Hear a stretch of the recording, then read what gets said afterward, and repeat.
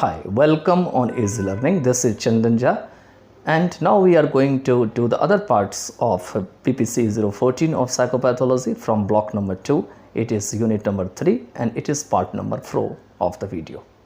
So let's start without wasting the time. We start from 3.4. तो हम 3.4 से शुरू करते हैं और देखते हैं सबसे पहले कि प्रिवेलेंस ऑफ मेंटल रिटार्डेशन, कि मेंटल रिटार्डेशन की जो प्रिवेलेंस है वो क्या है। प्रिवेलेंस का मतलब जानते हैं, कोई चीज़ किसी चीज़ के ऊपर हावी हो जाता है तो उसको प्रिवेलेंस कहा जाता है, या पूरा प्रोसेस में जो भी कुछ आपका इफ़ेक्टिव होता है उसको प्रिवेलेंस कहा जाता है। तो कहते हैं यहाँ पर में the prevalence of mental retardation at any one time is estimated to range from 1% to 3% of the population, कि मेंटल रिटार्डेशन की जो प्रिवेलेंस है किसी भी एक समय में यह अनुमान किया जाता है कि यह जितनी भी पॉपुलेशन है उनका 1% से लेकर 3% तक की रेंज में होते हैं। The incidence of mental retardation is difficult to calculate because mild mental retardation sometimes goes unrecognised until middle childhood. कहते हैं मेंटल रिटार्डेशन की जो इंसिडेंस घटना है ये इनको जो है गणना करना काफ़ी डिफ़िकल्ट होता है, कैलकुलेट करना, क्योंकि मेंटल माइल्ड रिटार्डेशन जो होते हैं वो कभी कभी जब तक मिडिल चाइल्डहुड नहीं आती है तब तक नहीं पहचाना जाता है या बगैर पहचाने हुए चलती रहती है, goes unrecognised. In some cases even one intellectual, कहते हैं कुछ हालात में जब भी इंटेलेक्चुअल जो है या इंटेलेक्चुअल फंक्शन जो है वो क्या होती है, लिमिटेड हो जाती है। Good adaptive skills are not challenged, कहते हैं कि अच्छी एडेप्टिव स्किल्स जो है वो चैलेंज नहीं की जाती है जब तक लेट चाइल्डहुड या अर्ली एडोलेसेंस नहीं आती है। And the diagnosis is not made until that time, और उस समय तक डायग्नोसिस जो है वो नहीं की जाती है। The highest incidence is in school age children, काफ़ी ज़्यादा ऐसी तरह की घटना जो है वो स्कूल एज चिल्ड्रन में होती है, with the peak at ages 10 to 14 years, जिनकी जो है 10 to 14 ईयर्स की एज जो है वो काफ़ी ऊपर होती है या उनकी चरम सीमा पे होती है। Mental retardation is about 1.5 times more common among men than among women, कहते हैं वुमेन के तुलना में मेंटल रिटार्डेशन जो है वो 1.5 गुना ज़्यादा होता है या 1.5 times ज़्यादा होता है। In older persons prevalence is slower, और ओल्डर पर्सन में प्रिवेलेंस जो है वो लोअर होते हैं। Those with severe or profound mental retardation have high mortality rates because of the complications of associated physical disorders, कहते हैं जिनको भी सीवियर और प्रोफाउंड मेंटल रिटार्डेशन होते हैं उनकी मरने की क्षमता अधिक होती है, मॉर्टलिटी रेट अधिक होती है, मरने की दर अधिक होती है। किस कारण से होती है, तो because of complications of associated physical disorder, क्योंकि उनका एक संगठित फिजिकल डिसऑर्डर होता है, उसमें कठिनाई होती है, उसमें वो अपने आप को जो है शारीरिक तरीके से काम नहीं कर पाते हैं, संगठित नहीं कर पाते हैं। चलिए आगे चलते हैं। अब रिमेंबर करते हैं यहाँ पर मैं क्या दे रखे हैं आखिर में, कि टर्मेंस की जो आइडिया है वो क्वोशिएंट इंटेलिजेंट क्वोशिएंट के साथ क्या बताया उन्होंने। तो Terman's idea of the intelligence quotient allows for comparing the mental functioning of children of different ages. ये क्या करते हैं, अलग अलग जो एज के जो चिल्ड्रन हैं उनकी जो मेंटल फंक्शनिंग है उनको कंपेयर करते हुए जो है वो बताते हैं। वो क्या बताते हैं, देखिए इनके अनुसार से the formula is to divide mental age by chronological age multiplied by 100। मतलब क्या करना है आपको, जो मेंटल एज है फॉर्मूला में जो दे रखे हैं उसे क्रोनोलॉजिकल एज से डिवाइड करना है और फिर उसको 100 से मल्टीप्लाई कर देना है। ठीक है, मान के चलिए यहाँ पे एग्जाम्पल में दे रखे हैं Shyam is 8 years old, chronologically तो 8 साल का है, but he functions like a 6 years old, लेकिन वो काम तो 6 years old की तरह कर रहा है ना। तो उनकी जो IQ होंगे, his IQ would be 6/8 into 100। क्यों, क्योंकि 8 year जो ओल्ड है वो इनका क्या है, इनका एक अपना एज है। ठीक है, तो इनका क्रोनोलॉजिकल जो एज है वो एक्चुअली में वास्तविक एज है यहाँ पे जो 8 years है, और फंक्शन कैसे कर रहा है 6 years old की तरह। तो 6 जो है ऊपर न्यूमरेटर में रहेगा, यहाँ पे ऐसे लिखा जाएगा 6 को, और नीचे जो है यहाँ पर में 8 को लिखा जाएगा, और यहाँ पर में क्या करना है, फाइनली आपको 100 से मल्टीप्लाई कर देना है। ठीक है, इससे ये इसकी जो है IQ आ जाएगी। चलिए आगे चलते हैं। नेक्स्ट है 3.5 में जो दे रखे हैं यहाँ पे इटियोलॉजी ऑफ मेंटल रिटार्डेशन। मतलब मेंटल रिटार्डेशन की जो है इटियोलॉजी क्या है, ठीक है। देखना थोड़ा अगर बोलने में कोई वर्ड इधर उधर लटपटा जाए तो आप उसको माइंड मत करना, उसको आप अपने तरीके से संभाल लेना, ठीक है। चलिए चलते हैं। तो इटियोलॉजी जो होते हैं वो किसी भी चीज़ का जो कारण होता है उसको जो साइंटिफिक स्टडी किया जाता है उसको इटियोलॉजी कहा जाता है। तो चलिए देखते हैं इसमें क्या दे रखे हैं। दे रखे हैं in only about 25% of population with mental retardation the primary cause has been identified. कहते हैं केवल मेंटल रिटार्डेशन वाले जो पॉपुलेशन है उसका लगभग 25% जो है उसमें जो है प्राइमरी कॉज जो है उसकी पहचाना गया है। मतलब ऐसा माना गया है कि 25% की जो टोटल आबादी है उसमें जो है मेंटल रिटार्डेशन है। The specific causes that are identified are typically biological. कहते हैं जो खास कॉज है जो पहचाना गया है वो मुख्यतया जो है बायोलॉजिकल है। और दी कॉजेज इंक्लूड, अब इसमें क्या क्या कॉज है उसको शामिल किया जाता है।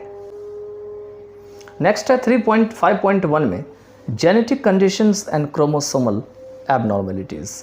कहते हैं इसमें जेनेटिक कंडीशंस होते हैं और क्रोमोसोमल एबनॉर्मेलिटीज़ होते हैं। मतलब क्रोमोसोम जो है वो असंगत हो जाते हैं, असमान हो जाते हैं और जेनेटिक कंडीशंस में पाए जाते हैं। कहते हैं कुछ MR मेंटल रिटार्डेशन जो है is caused by genetic defect, genetic खराबी के कारण होती है जो कि पेरेंट्स से प्राप्त किए जा सकते हैं। That can be inherited from parents और रिजल्ट फ्रॉम क्रोमोसोमल एबनॉर्मेलिटीज़, या कहते हैं क्रोमोसोमल की जब असंगत होती है, असमानता होती है उसका भी परिणाम बन सकता है। व्हेन जीन्स कंबाइन, जब जीन कंबाइन होते हैं, या दूसरे जो जेनेटिक रीजन्स हो सकते हैं। Examples of genetic conditions are Down syndrome, fragile X syndrome and phenylketonuria PKU। ये जो है कुछ जेनेटिक आपके कंडीशंस दे रखे हैं। चलिए अब एक एक करके समझते हैं ये क्या क्या होते हैं। सबसे पहले मैं डाउन सिंड्रोम को समझते हैं। डाउन सिंड्रोम क्या होते हैं? सिंड्रोम के बारे में हमने पहले बता दिया है कि सिंड्रोम क्या होते हैं। एक्चुअली में सिंड्रोम होते हैं कि चेहरे के ऊपर कुछ न कुछ परिवर्तन होते रहते हैं और उसको देख करके जो है बीमारी का पता लगाया जा सकता है कि इस लक्षण के कारण ये जो है बीमारी होते हैं और ये सिंड्रोम के कारण ये चीज़ हो सकते हैं। तो चलिए डाउन सिंड्रोम, या इसको मंगोलिज्म भी कहा जाता है, कि एक क्रोमोसोमल जो है एबनॉर्मेलिटी होते हैं जिसमें क्रोमोसोम जो है 21 शामिल होते हैं, इन्वॉल्विंग क्रोमोसोम 21, ट्राइसोमी और एक्स्ट्रा क्रोमोसोम 21। या तो ट्राइसोमी होते हैं या extra chromosome 21। There are variations within the disorder and not all features are present in everyone with Down syndrome। कहते हैं कि डिसऑर्डर में जो है वेरिएशन होते हैं, उनमें उतार चढ़ाव होती है और जितने भी फीचर होते हैं सभी फीचर वो हर एक मनुष्य में प्रेजेंट नहीं होते हैं जिसमें डाउन सिंड्रोम होते हैं। Some of the more classic features include short stature, short broad hands and feet, round face, almond-shaped eyes, oblique eye fissures, flat facial features, protruding tongue and low muscle tone। कहते हैं कुछ जो और भी कुछ खास फीचर होते हैं उसमें छोटा कद होता है, शॉर्ट स्टेचर होते हैं, शॉर्ट ब्रॉड हैंड होते हैं मतलब छोटे चौड़े हाथ होते हैं, और फीट होते हैं, राउंड फेस होते हैं, आमंड शेप की आइज़ होती है। आमंड मतलब जानते हैं ना, बादाम शेप के होते हैं, इसको आमंड कहा जाता है। ऑब्लिक आई फेसर्स होते हैं, आई की जो है वो ऑब्लिक हो जाते हैं। फ्लैट फेशियल फीचर होते हैं, जो फेशियल फीचर होते हैं फ्लैट होते हैं, इसको प्रोट्रूड कहा जाता है। यहाँ पे दे रखे हैं प्रोट्रूड टंग इसमें शामिल होते हैं, और जो टोन होती है वो लो मसल है, लो मसल टोन होती है इसकी, ठीक है। Language and motor skills are the most impaired in children with Down syndrome. कहते हैं डाउन सिंड्रोम वाले बच्चों में जो लैंग्वेज और मोटर स्किल्स होते हैं वो काफ़ी ज़्यादा ख़राब मिलते हैं या इम्पेयर्ड मिलते हैं। Speech problems are common as are health problems especially with heart. कहते हैं खास करके हार्ट के साथ साथ जो स्पीच प्रॉब्लम है वो इसमें कि जो स्पीच प्रॉब्लम्स होते हैं वो जो है आपको कॉमन होते हैं, जैसे कि हेल्थ प्रॉब्लम्स होते हैं, खास करके जो है आपके इसमें हार्ट की जो प्रॉब्लम होती है। The cardinal feature of down syndrome is a limitation of intellectual functioning. Cardinal मतलब हार्ट से संबंधित जो फीचर होते हैं डाउन सिंड्रोम की, ये इंटेलेक्चुअल फंक्शनिंग की सीमितता बना देती है, इसको सीमित कर देती है। The average score for an individual with Down syndrome is approximately an IQ of 50। और डाउन सिंड्रोम वाले जो व्यक्ति होते हैं जिसमें एवरेज स्कोर जो है वो लगभग जो है वो उनकी IQ जो है 50 होती है। Mental age in individuals with Down syndrome is typically 8 years of age और लोअर। कहते हैं डाउन सिंड्रोम वाले जो व्यक्ति होते हैं उनकी मेंटल एज प्राय जो है वो 8 साल कम होती है। मतलब मेंटल एज अगर किसी की 12 साल है तो वो समझ लो उससे 8 साल वो कम होगा उसका जो है, ठीक है। नेक्स्ट है there is increased risk for having a child with Down syndrome with increases in maternal and paternal as.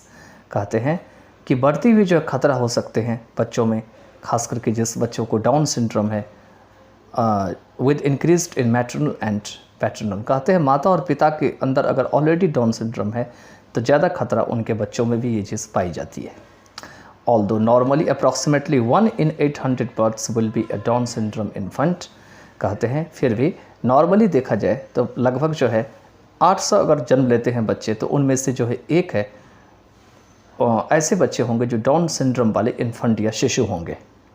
The risk for women over 45 years of age is 1 in 25 births.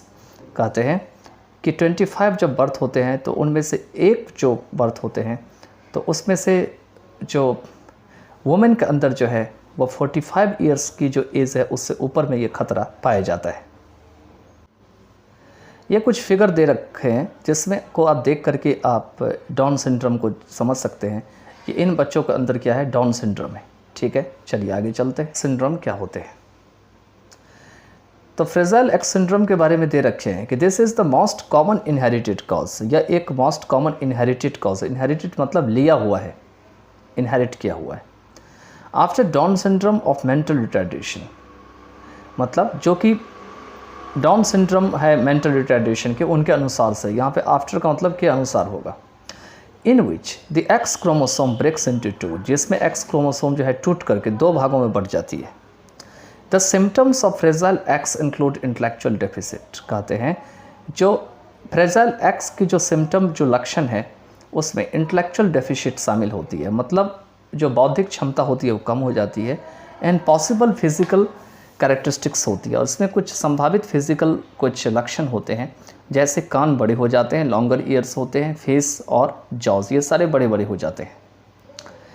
दे में also be challenging behaviours, fearfulness, anxiety, and males may tend to be inattentive or aggressive, while females may appear withdrawn and shy।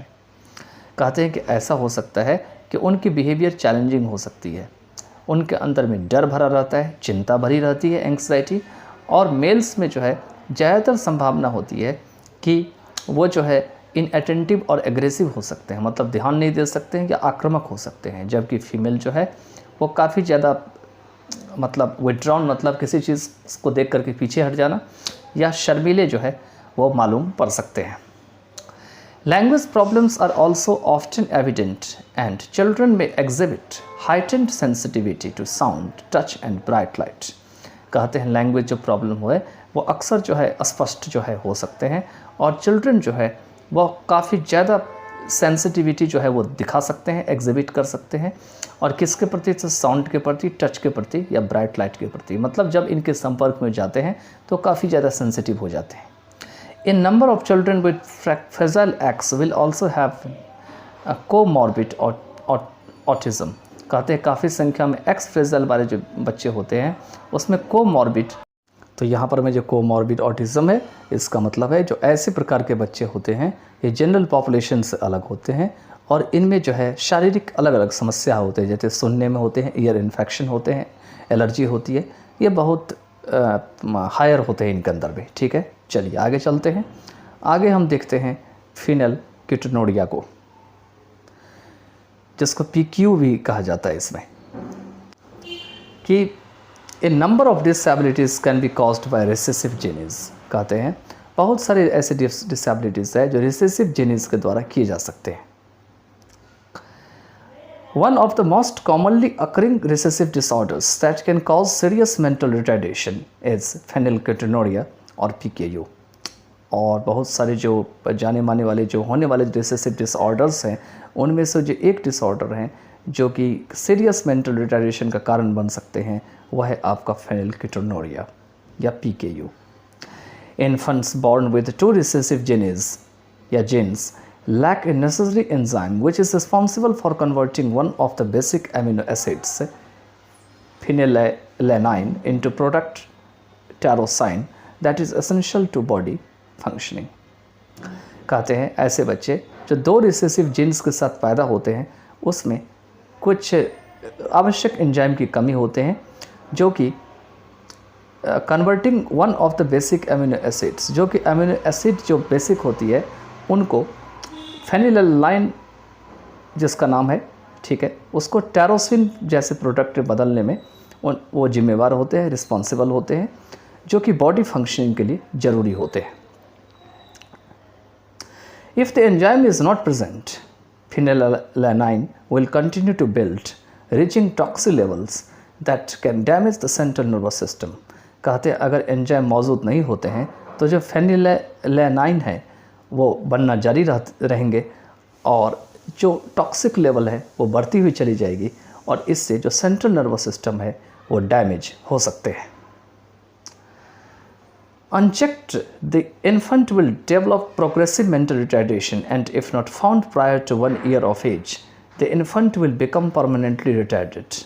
कहते हैं अगर इसको ध्यान न दिया जाए तो जो इन्फेंट है वो प्रोग्रेसिव मेंटल रिटार्डेशन को डेवलप करते चले जाएंगे और साथ में अगर यह 1 वर्ष के पहले अगर यह नहीं पकड़ा गया तो the infant will become permanently retarded. तो इन्फेंट जो है परमानेंटली जो है रिटार्डेड हो जाएंगे. Detected early, parents of children with PKU are advised to provide the infant a diet low in phenylalanine so that they can develop normally and reach a normal level of intelligence. कहते हैं अगर शुरुआत में यह खोज ली जाती है तो PKU वाले बच्चे जो हैं उनके जो माता पिता हैं उनको सलाह दी जाती है कि वो अपने बच्चों के जो आहार है उसमें वो कम फिनेलालानाइन की जो मात्रा होती है वो वाला आहार उनको दे, भोजन दे, जिससे कि या ताकि वो नॉर्मली तरीके से जो है डेवलप कर सके और जो नॉर्मल लेवल है इंटेलिजेंस की वहाँ तक पहुँच सके. इसके बाद जो नेक्स्ट हैं वह आपका 3.5.2 में वो है आपका एनवायरमेंटल फैक्टर्स दे रखे हैं इसमें कि mental retardation can result when the foetus is expose to environmental toxin. कहते हैं मेंटल रिटार्डेशन तब हो सकते हैं जब फीटस जो होते हैं, भ्रूण होते हैं, वो एनवायरमेंटल टॉक्सिन के आसपास आ जाते हैं जिसे कि टेराटोजेंस कहे जाते हैं. That can cause damage to the unborn foetus, जो कि अजन्मा जो फीटस होते हैं उसको क्षति पहुंचाने के कारण बन सकते हैं. When they cross the placenta during pregnancy, जब वो प्लेसेंटा के पास पहुंचते हैं प्रेगनेंसी के समय में. प्लेसेंटा वही होते हैं जिसके जरिए से बच्चा जो है अपने मुंह में खाना पीना लेता है. When vital organs and the nervous system are in the process of being developed, जब जो मुख्य अंग होते हैं या नर्वस सिस्टम होते हैं वो प्रोसेस में होते हैं या डेवलप हो रहे होते हैं.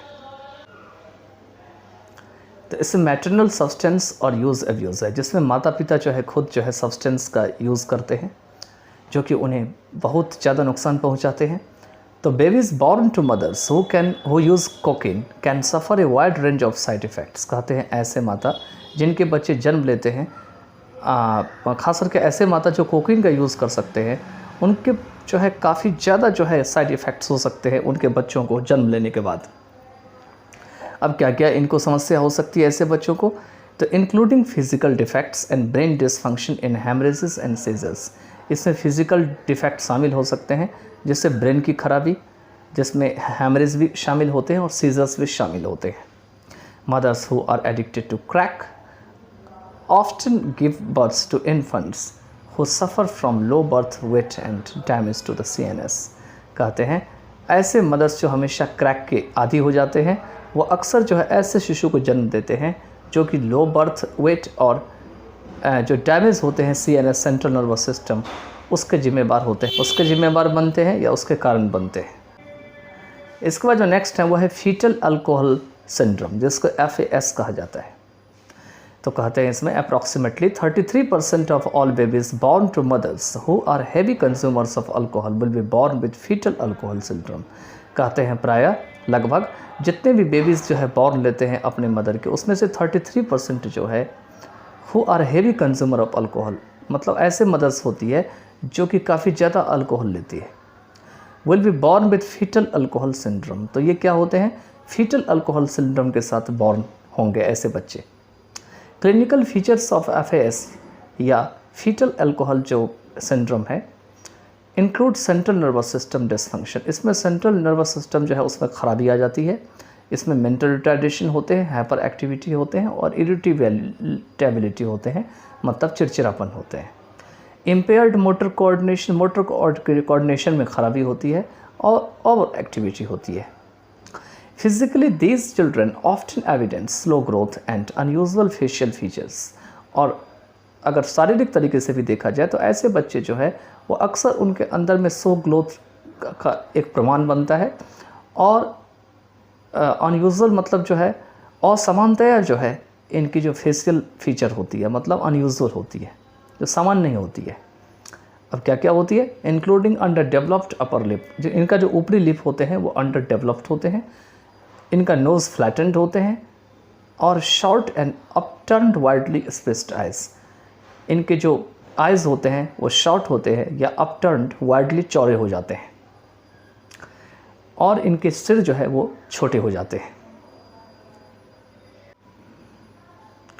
Although facial features becomes less pronounced with age, cognitive deficits remains। कहते हैं भले ही फेशियल फीचर्स जो है वो कम जो है बताए जाते हैं या लेस प्रोनाउंस्ड होते हैं एज के साथ, कॉग्निटिव डेफिसिट जो है बरकरार रहती है, मतलब सोचने समझने की क्षमता जो है वो आपको रिमेन होती है।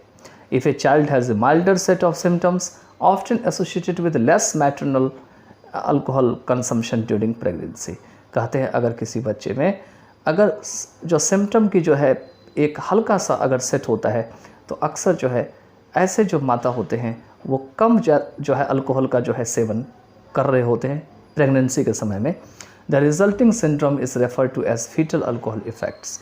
और रिजल्टिंग जो सिंड्रोम है वो सीधा का सीधा फीटल अल्कोहल इफ़ेक्ट से जुड़ा होता है। आगे है आपका वो है एक्सपोजर टू टॉक्सिन्स, मतलब टॉक्सिन के सामने उनको छोड़ दिया जाता है। तो environmental pollutants like mercury and lead can cause poisoning and mental retardation. कहते हैं एनवायरनमेंट में जो पॉल्यूशन फैलाने वाले हैं जैसे मर्करी है और लीड है, ये पॉइजनिंग और मेंटल रिटार्डेशन का कारण बन सकते हैं। मर्करी में be ingested by eating affected fish. Mercury जो है अंदर लिया जा सकता है अगर ऐसे फिश को खा लेते हैं जो इसके अंदर जिसकी मात्रा चला गया हो, bye eating affected fish. Lead is found in lead based paints. Lead कैसे पाए जाते हैं, तो लीड से बनाए हुए जो पेंट होते हैं, स्मॉग होते हैं, जो स्मोक और फॉग का जो रूप होता है, and the exhaust from automobiles, या ऑटोमोबाइल्स से बाहर जो निकलते हुए एग्जॉस्ट होते हैं, दैट बर्न लीडेड फ्यूल, जो कि लीडेड फ्यूल को जलाते हैं। Exposure to lead-based paint has been implicated in many complications regarding pregnancy, birth and infant-child outcomes। कहते हैं लीड जो बेस्ड पेंट है उसके में अगर उसको खुला छोड़ दिया जाता है तो इससे बहुत सारी कठिनाइयों को जो है वो तैयार कर दी जाती है इसमें प्रेगनेंसी के समय में, बर्थ के समय में और इन्फेंट चाइल्ड आउटकम्स में, मतलब इसका जो है चाइल्ड और बच्चों के ऊपर बुरा असर पड़ता है। Lead based paint can be consumed by infants from paint chips that fall off the wall of older residences। Lead based जो पेंट होते हैं वो बच्चों के द्वारा खा लिए जा सकते हैं। पेंट चिप्स जिस वॉल पे पेंट चिपके हुए हैं उस पर से अगर पेंट टूट के गिरता है तो, जो कि ओल्डर जो घर बने हुए हैं उसके दीवार से अगर टूट के गिरता है तो, वही कह रहे हैं यहाँ पर में। और pregnant women can be expose to this conditions, या प्रेग्नेंट वुमेन को अगर इस हालत में छोड़े जा सकते हैं तो। Prenatal exposure to lead based paint has been linked to brain damage and a host of physical side effects like kidney damage, anaemia and seizures. कहते हैं कि लीड बेस्ड पेंट के सामने अगर प्रीनेटल एक्सपोजर किया जाता है तो इसे ब्रेन डैमेज से जो है जोड़ा गया है और काफ़ी ज़्यादा जो फिज़िकल साइड इफ़ेक्ट है उससे जोड़ा गया है। हॉस्ट ऑफ मतलब काफ़ी ज़्यादा, जैसे कि किडनी डैमेज है, एनीमिया और सीजर्स है। A number of studies have demonstrated the harmful effects of lead exposure to human and animals in addition. तो a number of studies have demonstrated the harmful effects of lead exposure to human and animals in addition to IQ in areas of attention, learning, memory, school performance and behaviour. कहते हैं काफ़ी ज़्यादा ऐसा अध्ययन है, इसमें उन्होंने बताया है या दिखाया है कि जो लीड एक्सपोजर की जो हार्मफुल इफ़ेक्ट्स है ह्यूमन और एनिमल्स में, और किसके अलावा दिखाया है, तो IQ के एडिशन के अलावा, जिसमें आपको attention, learning, memory, school performance और बिहेवियर शामिल होते हैं। तो कहते हैं जो दूसरे प्रूवन जो सस्पेक्टेड जो एनवायरमेंटल डेवलपमेंटल है न्यूरो टॉक्सिकेंट्स, उसमें क्या सब इंक्लूड है, तो उसमें PCB इंक्लूड है, डायोक्सिन्स इंक्लूड है, pesticides, tobacco, smoke, maternal use of tobacco और मैरिजुआना। मैरिजुआना एक प्रकार का गांजा के टाइप में होता है, जो कि बहुत सारे देशों में जो है गैर कानूनी है, इससे अभी कानूनन जो है उचित नहीं ठहराया जाता है इसको लेने के लिए। और कोकीन है और थैलिडमाइड। ये थैलिडमाइड जो है खास करके एक ऐसे प्रकार की मेडिसिन के रूप में होते हैं जो कुछ अर्ली प्रेग्नेंट वुमेन जो है ले लेते हैं मॉर्निंग सिकनेस से बचने के लिए। ठीक है, चलिए अब आगे चलते हैं और हम देखते हैं इन्फेक्शस डिजीज़ में। तो इन्फेक्शस डिजीज़ के ऊपर क्या दे रखे हैं, when in utero the foetus is at increased risk of mental retardation resulting from maternal infectious disease such as rubella, German measles. कहते हैं जब यूटेरो में, ये यूटेरस से आपका यूटेरो बना हुआ है, ठीक है, जो फीटस है वो आपका काफ़ी ज़्यादा हाई रिस्क पे पहुंच जाता है मेंटल रिटार्डेशन की, ठीक है, जो कि मैटरनल इन्फेक्शस के कारण होते हैं, डिजीज़ के कारण, जैसे कि रूबेला होते हैं। मतलब अगर मदर को रूबेला जैसी डिजीज़ है तो ज़्यादा समस्या होती है कि यूटेरस पे इस पर असर पड़ता है और फीटस जो है वो काफ़ी हाई रिस्क में चला जाता है। इस रूबेला को जर्मन मीजल्स भी कहा जाता है। The extent of impairment of the unborn child depends upon when the mother is exposed to rubella related to fetal development। कहते हैं impairment की जो हद है या extent है unborn child की, ये किस पे निर्भर करती है, कि उस पर निर्भर करती है जब मदर को जो है वो रूबेला पे छोड़ दिया जाता है, जो कि फीटल डेवलपमेंट से संबंधित होते हैं।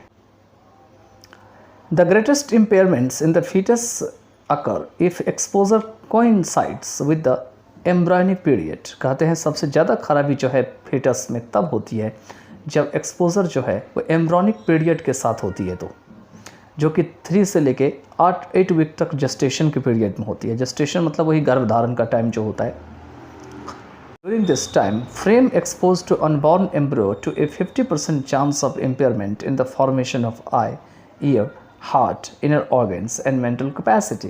कहते हैं ऐसे मदर जो रूबेला का शिकार हो जाते हैं, कॉन्ट्रैक्ट हो जाते हैं, इस समय में वो जो है अनबॉर्न एम्ब्रियो के करीब पहुंच जाते हैं और इनके अंदर में 50% ज़्यादा चांस होती है कुछ खास ऑर्गन की फॉर्मेशन की, मतलब खराबी होती है, इम्पेयरमेंट होती है। इसमें खास करके आई में, ईयर में, हार्ट में, इनर ऑर्गन में और मेंटल कैपेसिटी में 50% जो है चांस होती है इम्पेयरमेंट की।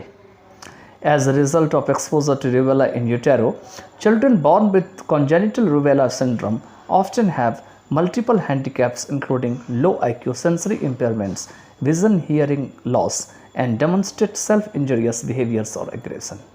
कहते हैं कि यूटेरो में जो रूबेला के एक्सपोजर होने के कारण या उनके परिणाम से चिल्ड्रन जो कॉन्जेनिटल रूबेला सिंड्रोम के साथ जन्म लेते हैं उनमें अक्सर कई प्रकार के हैंडीकैप्स जो है शामिल होते हैं, जिसमें लो IQ होते हैं, सेंसरी इम्पेयरमेंट होते हैं। सेंसरी इम्पेयरमेंट का मतलब विज़न, मतलब देखने की, और जो सुनने की क्षमता होती है उसमें लॉस हो जाती है। और उनकी जो व्यवहार है वो सेल्फ इंजरियस होती है, मतलब अपने आप को हानि पहुंचाते हैं और एग्रेसिव होते हैं, एग्रेशन होते हैं। ये खास करके ऐसा दिखाने का या डेमोन्स्ट्रेट करने का प्रयास करते हैं। आगे हैं आपका इसमें वो कुछ इस नाम से हैं जो आप प्रोनाउंसिएशन अपने तरीके से भी कर सकते हैं। जो फर्स्ट है आपका वो है साइटोमेगालोवायरस, उसके बाद है टॉक्सोप्लाज्मोसिस, रूबेला, हर्पिस सिम्प्लेक्स और सिफिलिसिस। ये जितने भी होते हैं सभी मैटरनल इन्फेक्शन होते हैं, ये माँ को होने वाले इन्फेक्शन होते हैं। That can cause both physical deformities and mental retardation, जो कि शारीरिक जो विकृतता है या डिफॉर्मिटीज़ है उसका कारण बन सकते हैं और मेंटल रिटार्डेशन के। The mother may experience slight or no symptoms from the infection. कहते हैं मदर में अगर ये चीज़ हो जाती है इस प्रकार की इन्फेक्शन तो नहीं के बराबर या हल्का सा जो है इन्फेक्शन का लक्षण जो है वो देखा जा सकता है। But the developing fetus can be devastating, लेकिन कहते हैं but on the developing fetus can be devastating, लेकिन जो बढ़ती हुई जो भ्रूण होती है या फीटस होते हैं वो बर्बाद हो सकते हैं, can be devastating. Pregnant women who go for prenatal checks are given a blood test for syphilis. कहते हैं कि ऐसे प्रेग्नेंट वुमेन जो कि प्रीनेटल चेक के दरमियान में जाते हैं, मतलब जन्म लेने से पहले जो बच्चे को जन्म देने से पहले का पीरियड होता है उसके बारे में बात कर रहे हैं, तो उन्हें जो है वो ब्लड टेस्ट जो है कराए जाते हैं साइफिलिस के लिए। Women today can also have their blood tested to determine whether they are immune to rubella and if not they are advise to be vaccinated at least 6 months before becoming pregnant.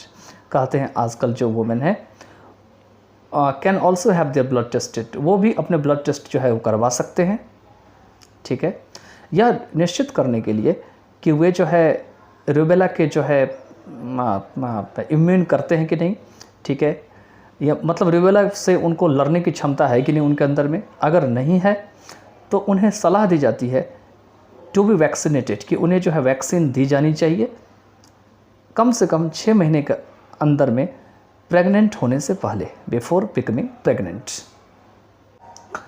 इसके बाद है HIV infection has become a significant cause of mental retardation.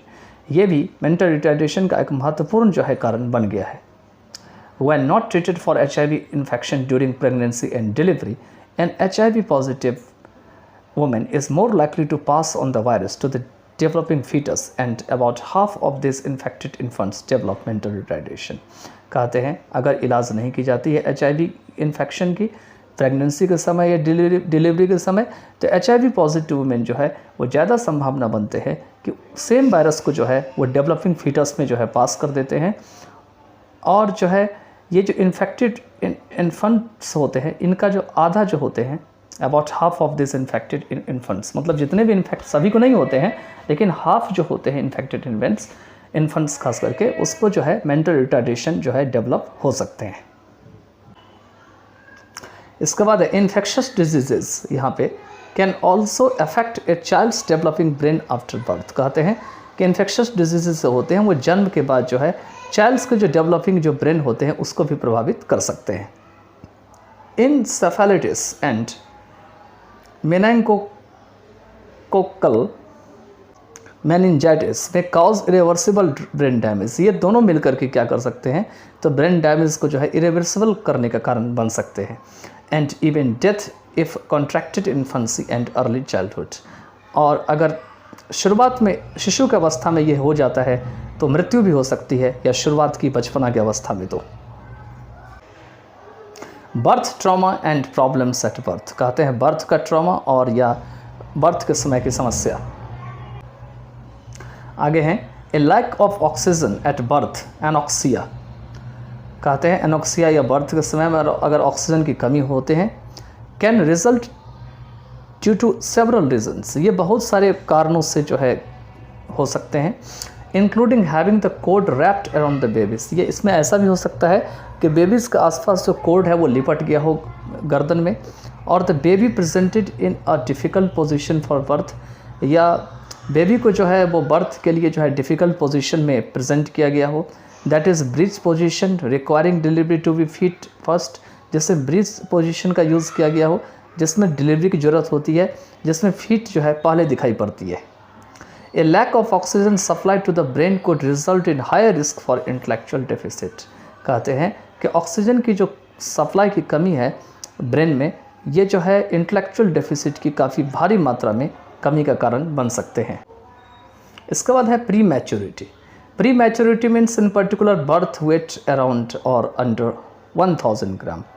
खास करके जो है birth weight जो होती है, जो जन्म की जो वज़न होती है उस समय वो लगभग 1000 ग्राम के अंडर होती है, is a well known risk factor. ये बहुत ज़्यादा जो है खतरे का कारण माना जाता है।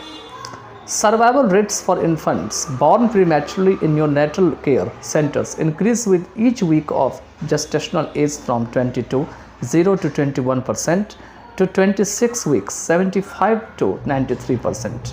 कह रहे हैं कि जो नियोनेटल जो केयर सेंटर्स में जो प्रीमैचुरली इन्फेंट जो बॉर्न होते हैं उनके जो सर्वाइवल रेट्स है वह जो हर एक वीक जो है बढ़ सकती है।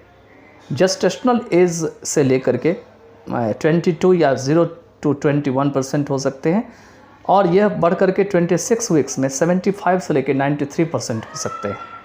The majority of the survivors will be free of major disability, और काफ़ी संख्या में जो सर्वाइवर्स की संख्या है वो डिसेबिलिटी जो मेजर डिसेबिलिटी होते हैं उससे मुक्त होंगे। Even though about 20% will later be diagnosed, कहते हैं भले ही बाद में 20% जो है वो डायग्नाइज किए जाएंगे as having mental retardation and another, जिसके अंदर में ऐसा माना जाएगा कि वो मेंटल रिटार्डेशन है। और जो 40 to 50% जो है may have subtle neuro developmental और न्यूरो साइकेट्रिक डिसेबिलिटीज़, उनके अंदर में हल्का सा न्यूरो डेवलपमेंटल या न्यूरो साइकेट्रिक डिसेबिलिटीज़ जो है हो सकते हैं स्कूल के समय में और टीन एज ईयर्स में। Even birth weights under about 3000 gram can cause increase risk for school identified disability including MR। कहते हैं लगभग 3000 ग्राम के अंडर जो बर्थ रेट होते हैं ये भी जो है इंक्रीज्ड जो रिस्क होते हैं स्कूल के, ये आइडेंटिफाइड डिसेबिलिटी के कारण बन सकते हैं, जिसमें MR शामिल होते हैं, मेंटल रिटार्डेशन शामिल होते हैं। आगे दे रखे हैं इसमें कि traumatic brain injury increases the risk for MR as well as for a number of adverse behavioral outcomes। अगर ट्रॉमेटिक ब्रेन इंजरी होते हैं तो ये MR की जो रिस्क होती है उसको बढ़ा देती है और साथ साथ काफ़ी ज़्यादा एडवर्स बिहेवियरल आउटकम, मतलब काफ़ी ज़्यादा बिहेवियर में जो है वो अंतर आ जाता है। Children expose to violence, accidents, falls near drowning and automobile accidents often lead to traumatic brain injury. कहते हैं कौन से बच्चों को ट्रॉमेटिक ब्रेन इंजरी होते हैं, तो ऐसे बच्चे जो वायलेंस झेले होते हैं या देखे होते हैं एक्सीडेंट को, या फॉल्स नियर ड्रॉनिंग या गिर जाते हैं या डूबने के करीब होते हैं या ऑटोमोबाइल में एक्सीडेंट हो जाते हैं, वो अक्सर जो है ट्रॉमेटिक ब्रेन इंजरी के जो है कारण बन जाते हैं या शिकार हो जाते हैं और मेंटल रिटार्डेशन हो जाती है उसके अंदर में। ट्रॉमा रिलेटेड साइकोलॉजिकल डिस्ट्रेस में also cause significant reductions of IQ। कहते हैं ट्रॉमा से संबंधित जो साइकोलॉजिकल डिस्ट्रेस है ये भी IQ की जो महत्वपूर्ण जो कटौती है उसका कारण बन सकते हैं। नेक्स्ट जो है जो लास्ट पार्ट है आपका इस पार्ट ऑफ वीडियो का, वह है आपका 3.5.3 में साइकोसोशल फैक्टर्स। इसमें साइकोलॉजी भी शामिल है और सोसाइटी भी शामिल है, ये दोनों मिल करके जो है एक अपना कारक तैयार करती है, उसके बारे में जानेंगे। तो psychosocial factors interact with environmental factors in a variety of ways to produce a range of clinical presentation in the field of MR। कहते हैं साइकोसोशल जो फैक्टर्स है ये एनवायरमेंटल फैक्टर्स से जो है इंटरैक्ट करते हैं, मतलब अपने आसपास का जो माहौल होता है, और ये बहुत तरीके से जो है वो क्लिनिकल जो रिप्रेजेंटेशन होती है MR की या मेंटल रिटार्डेशन के क्षेत्र में उसको जन्म देते हैं या प्रोड्यूस करते हैं। Psychosocial deprivation can lead to reduction in IQ। अगर साइकोसोशल डिप्रीवेशन है, अगर उसको वंचित किया जाता है इससे, तो इससे भी IQ में जो है कटौती हो सकती है या इसका कारण बन सकता है। The effects can be transient in some cases. कहते हैं कुछ हालत में जो प्रभाव है वो ट्रांजिएंट होते हैं, बहुत कम समय के लिए होते हैं। Where the psychosocial environment is changed for the better at an early stage. जहाँ पर मैं साइकोसोशल एनवायरनमेंट जो है वो शुरुआत की स्टेज में ही बहुत बेटरमेंट के लिए जो है बदल दी जाती है। However they can also be long term possibly permanent. लेकिन कहते हैं फिर भी वे लॉन्ग टर्म के लिए भी हो सकते हैं, ऐसा संभावना बनते हैं कि परमानेंट भी हो सकते हैं in cases of long standing deprivation. उस हालत में जब लॉन्ग स्टैंडिंग डिप्रीवेशन होते हैं तो including in children raised in extremely under stimulating orphanages और होम्स। और ख़ास करके ऐसे बच्चे इसमें शामिल होते हैं जिनको काफ़ी ज़्यादा जो है अंडर स्टिमुलेटिंग ऑर्फनेसेस अनाथालय में या घरों में जो है वो पाले जाते हैं या रेज किए जाते हैं। In such cases, the effects on IQ are likely to occur through permanently altered brain function। और कहते हैं ऐसे हालात में जो IQ का जो प्रभाव है ऐसा संभावना बनते हैं कि वो परमानेंटली जो ऑल्टर्ड ब्रेन फंक्शन है उसके जरिए घटित होती है। Psychosocial deprivation is much more likely to account for an important proportion of MR variants in underdeveloped countries and in slums। कहते हैं ये जो साइकोसोशल डिप्रीवेशन है इनमें बहुत ज़्यादा जो है संभावना बनती है कि इम्पॉर्टेंट प्रोपोर्शन जो है MR की जो है वो शामिल होती है और MR वेरिएंट्स की, और ये जो है ख़ास करके अंडर डेवलप्ड जो कंट्री है ये इसमें ज़्यादातर आपको वेरिएंट्स मिले, वेरिएंट्स मतलब अंतर मिलेंगे, और कुछ झुग्गी झोपड़ियाँ बस्तियों में, स्लम्स में। So I hope you would have enjoyed all such parts of the videos. If you think that you can also calculate, you can elucidate it in your own language, then you can do it. Whatever I had the knowledge, I tried to explain myself, and you can also leave your opinion or suggestion in the comment box. You can share such videos among your friends or acquaintances. By then, take care of yourself. Just see you in next videos.